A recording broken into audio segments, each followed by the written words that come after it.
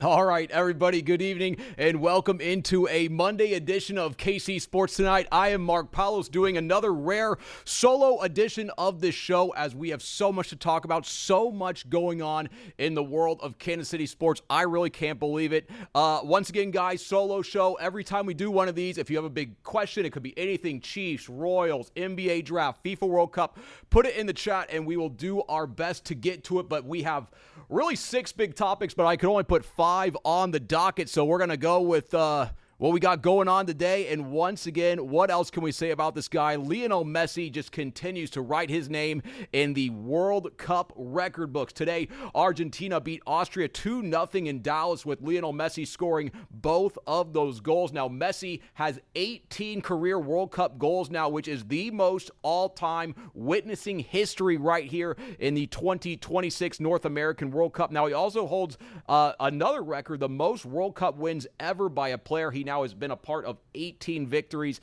as part of his World Cup career. So Lionel Messi, once again, another sensational performance. Now, a real cool part, a real cool local angle to all of this. Obviously, so many people know Argentina is making their base camp at the Sporting KC practice facility out in Kansas City, Kansas. Now, a couple days ago, I was actually out at Power and Light. I got to run into kind of a let's just say he's an official within the organization, works a lot with the players and a lot with the team and the coaching staff, kind of knows what's going on, not only with the team, but also in the organization overall. I was kind of asking what has been their experience working with not only Argentina, but also with England. They said it's been absolutely first class. Argentina has loved the Compass Minerals National Performance Center. I know we've talked about that so much, but guys, Argentina, they're the defending champions of this World Cup. They had the number one pick of base camps where they wanted to go. They could have chose anywhere in the world. They have a match in Dallas today. They have a match in Dallas coming up later. That's 2 matches in Dallas.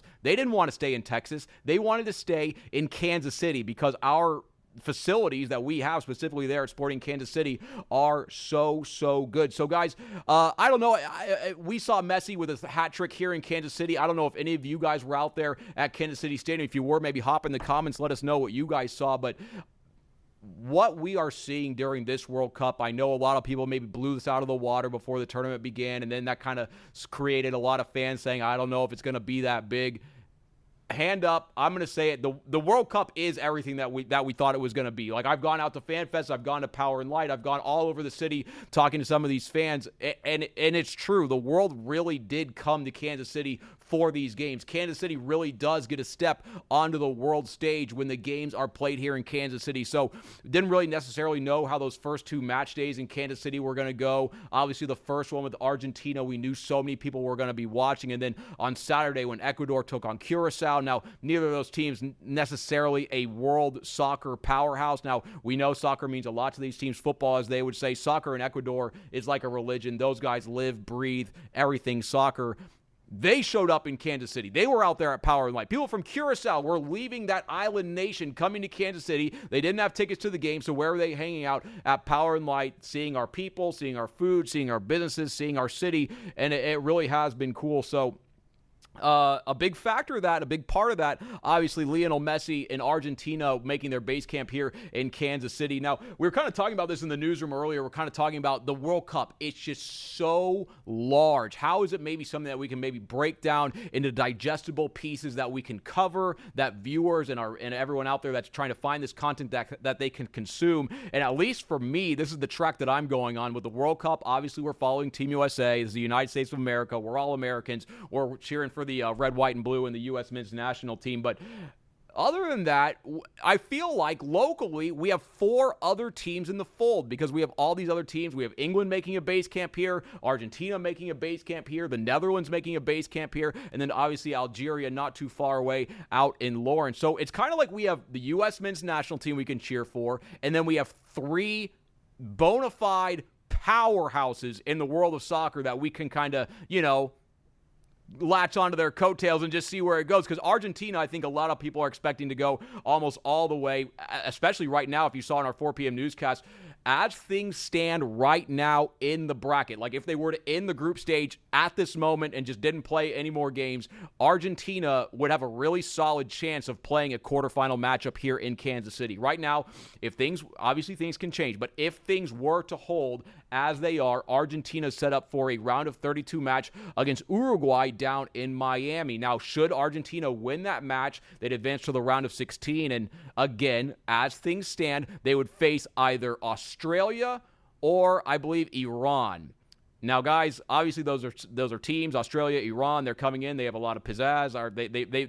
They really want to make a statement here on the world stage. There's not a single soccer analyst, a single expert in the world that would pick either of those nations to beat Argentina unless Lionel Messi and several other players, head coach Leo Scaloni, just up and left the team. Like, there's no way anyone will pick those teams. So, as things stand, barring an upset, it looks like we're going to have a really good shot to have Argentina come back to Kansas City, play a quarterfinal matchup here against an opponent yet to be determined, but that would be on July 11th. Now, I know a lot of local fans have kind of been looking at some of these ticket prices. The first game, so expensive. Lionel Messi obviously playing here. The second game, prices weren't as high. It was Ecuador, Curacao. Ticket not as much in demand, but I'm telling you guys, for a knockout stage game, a quarterfinal game in which Lionel Messi could play at Kansas City Arrowhead Stadium, I want to say the get-in price is going to be about $2,000, $3,000. Now, I saw some stuff circulating around social media today that it was showing in the upper level at Kansas City Stadium that some of those tickets were going to cost maybe $4,000. Now, I'm not going to say that's what you're going to have to pay as we get closer to game time. Now, obviously, that could go up, that could go down. It's going to depend on who plays in the game. But if it becomes a Messi in Argentina against Ronaldo in Portugal, which is something that is a possibility, that ticket price is going to be absolutely through the roof. So, guys, very cool start today to the World Cup for Lionel Messi. He now has scored all 5 of Argentina's goals in the World Cup. He set the World Cup scoring record now with 18 goals, and he also has the World Cup wins record by a player with 18 victories across 6 different tournaments. Very, very cool to see there. Now, all right, guys, we talked about this in our 5 p.m. newscast, and I don't want people to be alarmed, but I have to tell you the truth. I'm shooting to you straight, not giving you any BS here. There is an army coming to Kansas City. I repeat, there is an army coming to Kansas City. Now, is it a military army? No. Is it a militia army? No, it is an army of fans, the Orange Army of the Dutch national team, the Netherlands, the Oranje Army, however you want to say it. Guys, I don't know if you saw the last week, I believe, when the Netherlands played down in Dallas. It was unbelievable scenes.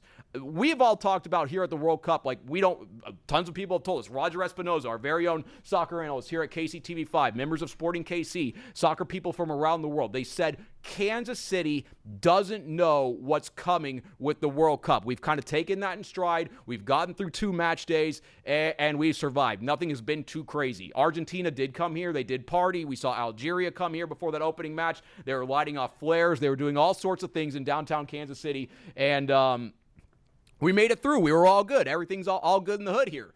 However, Thursday, I think we're finally going to see a scene that will really just absolutely blow our minds. The video I was seeing coming out of the Dallas-Fort Worth area of this Orange Army, I mean, these guys are not to be trifled with, but it looks so much fun. So basically, the Dutch national team has a huge contingent of supporters and followers. They follow the national team all over the globe. And I got to say, that's a very dedicated bunch because this Dutch national team, yeah, they're good. Yeah, they're considered a powerhouse. But guess what, guys? They're also considered to be the top team that has never won a World Cup. There's so much pressure on this Dutch national team because there's always this mountain of expectations. They have such a strong history in the sport of soccer, of football, as they would say, but they just haven't won the big tournament. They haven't been able to climb the mountaintop, and they have this rabid fan base. So what I was seeing in Dallas, now we have some, CBS affiliates down there in that DFW area, so what I saw from their video, unbelievable. We're talking thousands and thousands and thousands of people in the street dressed up in orange,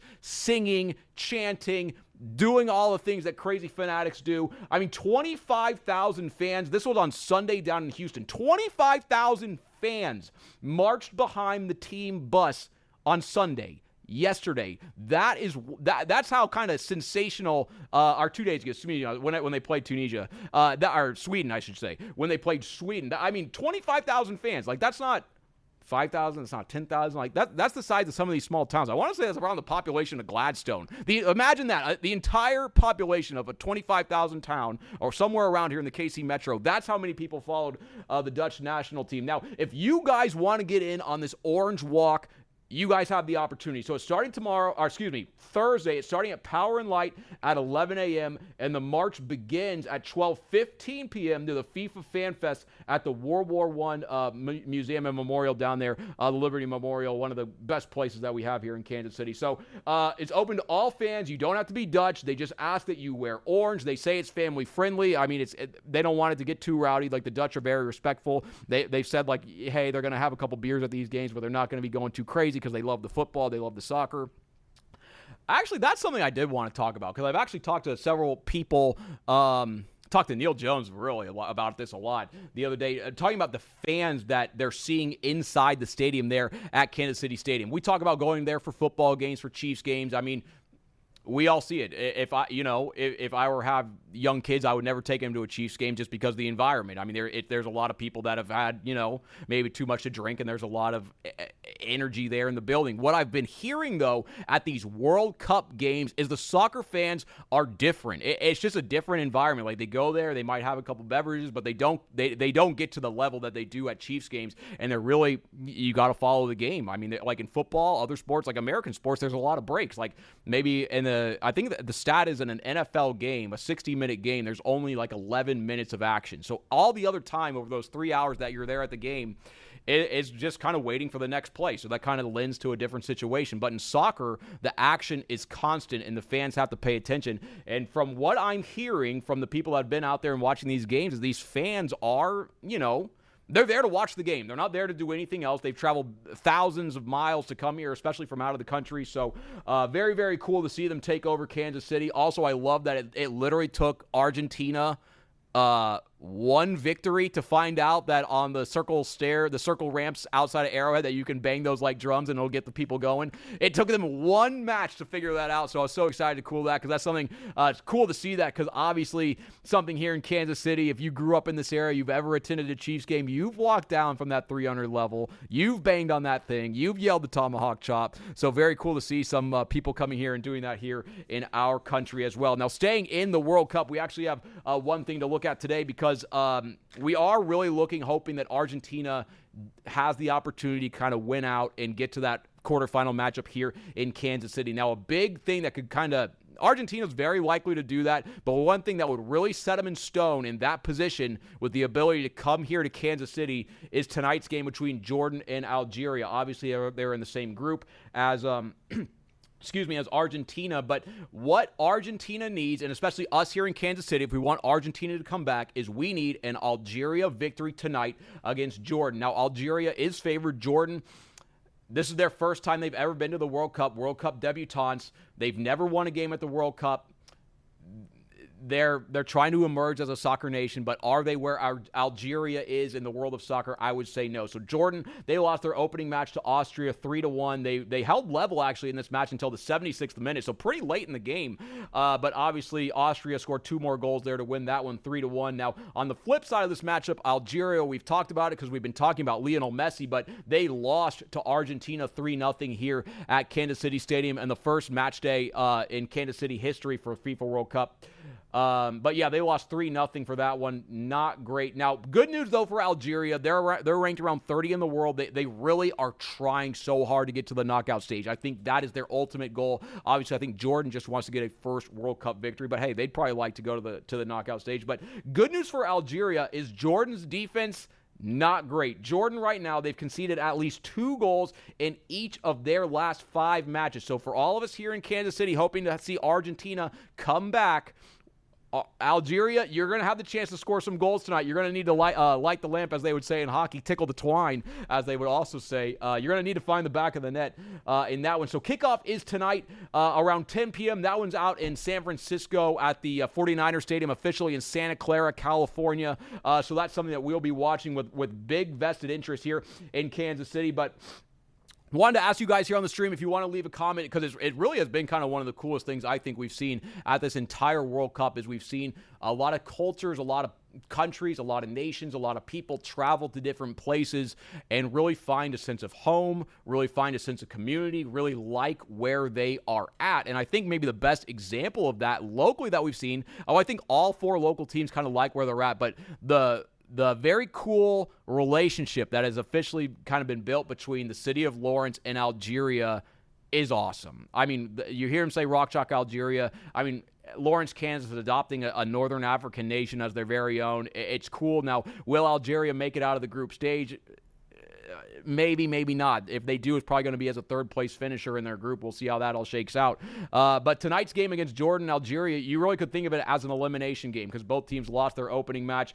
Cool to see. Always like to see that. All right, guys, we have about 3 more topics in 15 minutes, and I think a lot of people, myself included, very vested interest in this next topic. If I can find the mouse, here it is, so I can scroll on the docket. There it is, local players at the NBA draft, because tomorrow night up in New York, is the NBA Draft 2026. It's something we've been talking about for so long here in Kansas City because obviously the Kansas Jayhawks had the #1 overall recruit in last year's recruiting class in 6'6" guard Darren Peterson. For a lot of the time this year, he's widely considered to be the #1 overall projected pick in this year's NBA Draft, but things started to happen. Darren Peterson, obviously, we saw his tantalizing ability. No one questions that. He can score from all 3 levels. He's a dynamic three-point shooter. He really can kind of see a pass ahead. It's almost like Wayne Gretzky in hockey, like where you're kind of seeing 2 passes ahead. The way he processes the game of basketball, his basketball IQ, his basketball skill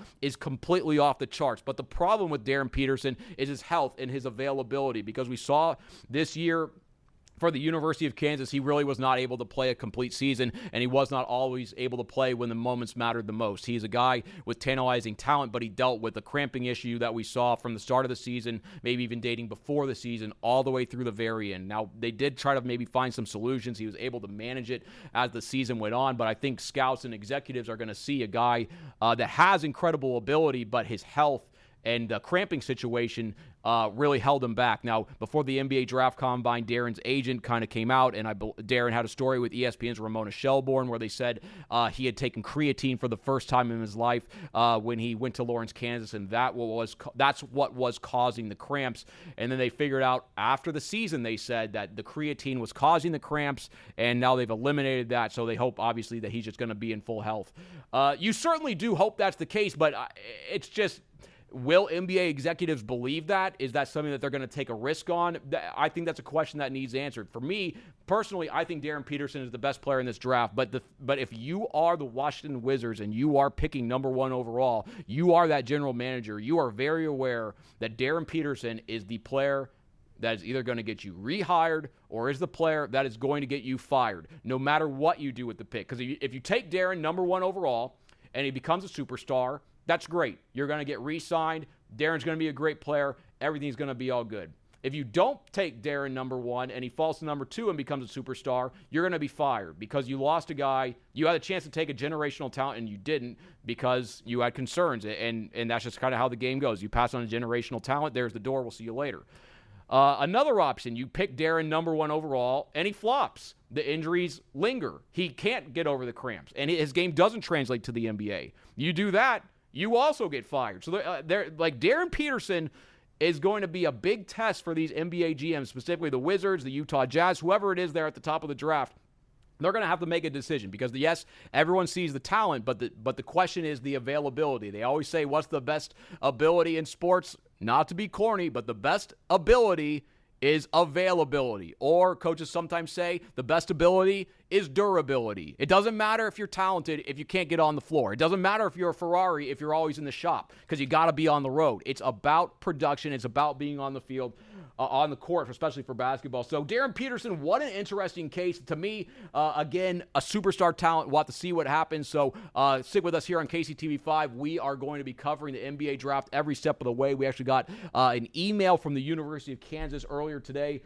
Bill Self is going to speak around 20 minutes after Darren Peterson is picked tomorrow, and we'll have some coverage of that tomorrow on our KCTV5 News at 10. But it's looking like either #1 or #2. Darren, he originally just talked to the Washington Wizards, who are who have the number 1 overall pick. And then recently, there are some reports out there. I can't verify this, but there are reports out there from ESPN and other very reputable sources that Darren did have a weekend conversation with the Utah Jazz, who are picking number 2. Now, I think a lot of people really consider Darren Peterson and AJ DeBonsa to be the top 2 players in this NBA draft. We'll kind of have to see how that all shakes out tomorrow when the picks are made. But guys, we got a couple local players that we're really interested in looking at here at the NBA draft. We're going to start with one who's from my hometown, so maybe I'm showing a little bias here, but he is from Shawnee, Kansas. I am, of course, talking about former Shawnee Mission Northwest star Keaton Wagler, who after 1 year at the University of Illinois is a projected lottery pick in this year's NBA draft. And Keaton Wagler, I mean,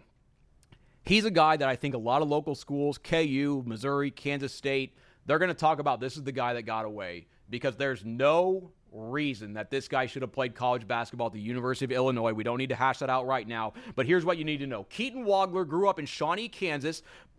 He won 2 6A state titles in the state of Kansas, the highest classification you can play. He played in the Sunflower League, one of the best leagues in Kansas. I would say probably the EKL, the East Kansas League, is the best conference league in Kansas, but Sunflower League definitely right up there in the conversation. All the Shawnee Mission schools, a lot of big schools, Mill Valley, Lawrence schools, a lot of good competition. So he won 2 6A state titles. Illinois found him late in the recruiting trail because he wasn't really a big national recruit. I believe he was maybe a 3-4 star. He was ranked. Was he a top 100 player? No. Was he a guy that KU was beating down the door for? No. He's a guy that KU or Missouri or K-State was beating down the door for? No. I mean, he was a guy that was probably looking for his best D1 opportunity. Turns out to be Illinois, and then look what happens when he goes there under Brad Underwood. I believe actually Keaton's AAU coach or his high school coach had some connection with Brad Underwood, so there was a relationship there, so kind of cool to see that happen. We all know Brad Underwood, a Kansas boy. Cool to see him succeeding and doing all that he's done in his career. But Keaton Wagler really broke out with a 46-point game against Purdue. Keaton shot 9 of 11 from 3, and that performance, when he exploded, put him on the map, because people were like, wow. Guys, I'm really not being hyperbolic here. But the ability to score like Keaton Wagler, it is like Steph Curry-esque. When you see 46 points, 9 of 11 from 3, who is a player that did that does that plays that type of game? Steph Curry, Keaton Wagler. Now, is Keaton Wagler going to be that good? I'm not saying that, but I'm just saying that's when Keaton Wagler got put on the map. So for the season, he averaged 18 points, 5 rebounds, 4 assists, and he was named the Big Ten Freshman of the Year, first team All Big Ten. You guys know how the storybook story ended. Like, he went to the Final Four. They obviously didn't win the national title, but what a performance by Illinois getting out to that national championship game, and Keaton Wagler really putting Kansas City and Shawnee on the map. Right now, Keaton Wagler, just a boy from Shawnee, Kansas, is projected to go 5th overall to the LA Clippers and will become a multimillionaire overnight if he wasn't already after his NIL deal out there at Illinois. So Keaton Wagler, we're looking out for you, always rooting for you from Shawnee to the NBA. That's a story we can all love. And also, I know we have I really got to speed up here, but one thing I want to say, talked to his high school coach when Keaton was really going off in the NCAA tournament. Best thing I heard, and I think a lot of sports fans will like this, he said Keaton never missed a workout in the 4 years that he played at Shawnee Mission Northwest. He's a kid that showed up every single day and did the dirty work, did the extra work, and then he shines when the lights are the brightest, and you're seeing what happens there. So shout out to you, Keaton Wagler. We love you. We're cheering for you here in Kansas City. Now, the last one, forgive me if I've left anybody out, but the last one I'm going to focus on for the purposes of this stream is former Liberty Blue Jay Bennett Sturts. Just 2 years ago, he was playing Division II basketball at Northwest Missouri State. Then he follows his head coach, Ben McCollum, who got hired up at Drake, goes with him to Drake. They go to the NCAA tournament, have a great year. Then he follows head coach Ben McCollum from Drake to the University of Iowa, and obviously leads them deep into the NCAA tournament. Now, Bennett Sturts, 2 years ago, was playing up in Maryville, Missouri, and I guarantee you there were no NBA scouts at his games. Now, Bennett Sturts is a projected top 20 pick in the NBA draft. We've seen him. His dad's a basketball coach. Bennett Sturts is a floor general. We saw how Ben McCollum used him throughout his entire career. First starting at Northwest, then going to Drake, then going to Iowa. He gave Bennett Sturts the keys to the car because Bennett Sturts is a cool, calm, collected kid who has a coach's IQ out there on the floor. And look at what happened for the University of Iowa, one of their best seasons in recent memory. Look what happened at Drake University, one of their best seasons in program history with Bennett Sturts. So he's a top 20 pick. Definitely going to be cheering for him. He is from Liberty, Missouri. Just an incredible story, an incredible ball player. Cool to see that. So everybody, hey, if you're here in Kansas City, you're an NBA draft fan, cheer on our guy, Bennett Sturts. All right, guys, I have 2 topics, 5 minutes. We're going to race through them. Excuse me. All right, here we go. Royals hit the road today. They start a 7-game road trip. They start with a 4-game set at the Tampa Bay Rays. Right now, the Royals have a 13-24 record on the road. That is the 3rd worst in all of Major League Baseball. But it's not all doom and gloom with the Royals. I know, obviously, they lost yesterday, but they had a series win. Actually, first pitch in this game was about 10 minutes ago, but they had a series win against the St. Louis Cardinals. But good news for the Royals, they're 6-4 on the road in June, and overall, they're 10-9 in the month of June. So have the Royals been good this year? No. Has June been one of their better months? Yes, they're playing above 500 baseball. That's good news. And obviously, I think the one thing I think a lot of Royals fans should really be excited about is the emergence of Jack Caglianone. This is a guy that I think a lot of us saw when we saw the highlights, the video of him in the minor leagues when he was hitting 500-foot home runs. This is a guy that has superstar ability. This is a guy that has superstar talent inside that body. We just need to find a way where he can get his skills to translate to the major league level. Now, last year, it didn't work. He hit the ball hard. He ran into a lot of bad luck, and I think it really sapped his confidence. This year, beginning of the year, he was not an everyday ball player. He's kind of in and out of the lineup. He really had to earn his spot.